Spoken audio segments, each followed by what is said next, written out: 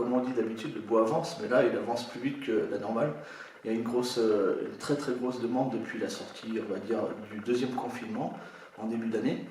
Ce qui s'est passé, c'est que la situation au niveau des industries françaises, pendant le premier confinement, beaucoup d'industries n'avaient plus rien à faire, c'était la panique, une situation générale où les entreprises lozériennes, les entreprises régionales d'Auvergne, des scieurs, des transformateurs ne savaient pas quoi faire, il n'y avait plus de travail.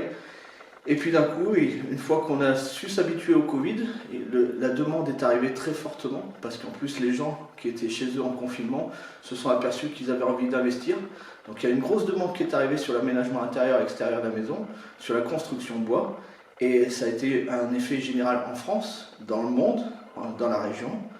Et du coup, on est face aujourd'hui maintenant dans un effet inverse, avec des pénuries totales sur le bois.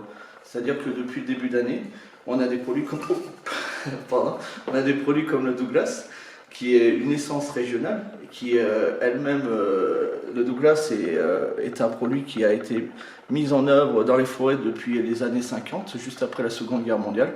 C'est un produit par exemple qui a une qualité intrinsèque qui est très très bonne pour la construction, pour les terrasses, pour les bardages, mais c'est un produit qui a la demande qui a explosé.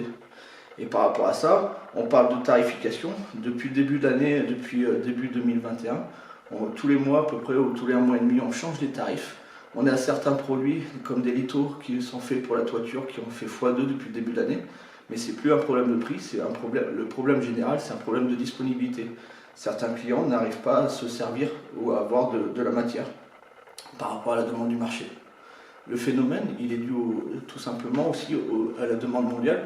On parle souvent des Américains, mais c'est indirectement la consommation américaine qui intervient sur le marché français, le marché lozérien ou le marché local. Parce que, tout simplement, en France, on est importateur de bois.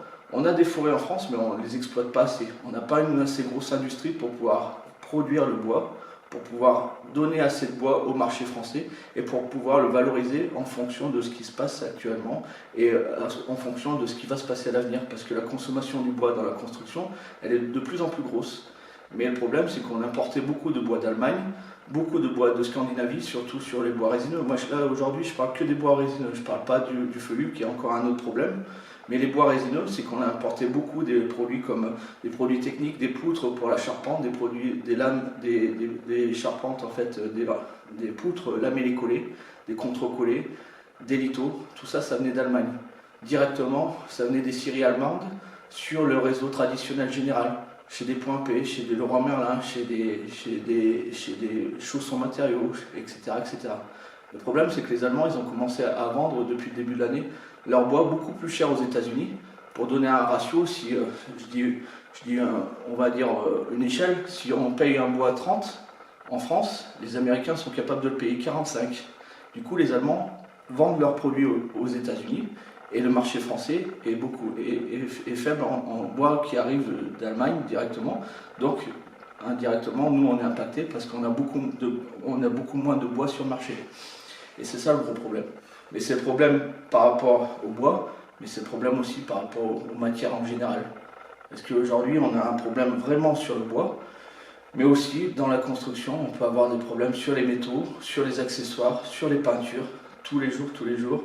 Il ne se passe pas une minute sans qu'une augmentation de tarifs passe par rapport au marché et par rapport à la disponibilité des produits. Au niveau de la Lozère, on est dans une situation où le bois est surtout exploité aujourd'hui pour des produits type industrie. On a des produits qui vont pour l'emballage, pour la palette, on a du résineux qui est très très exploité. La grosse majorité, c'est l'emballage, la palette, le papier. Mais on a des forêts de Douglas par exemple. Et les forêts de Douglas, aujourd'hui, elles ne sont pas exploitées directement en Lozère. Ce qui veut dire que la solution à long terme, par rapport à la Lozère, serait peut-être d'avoir des investisseurs, de trouver des situations pour valoriser la matière.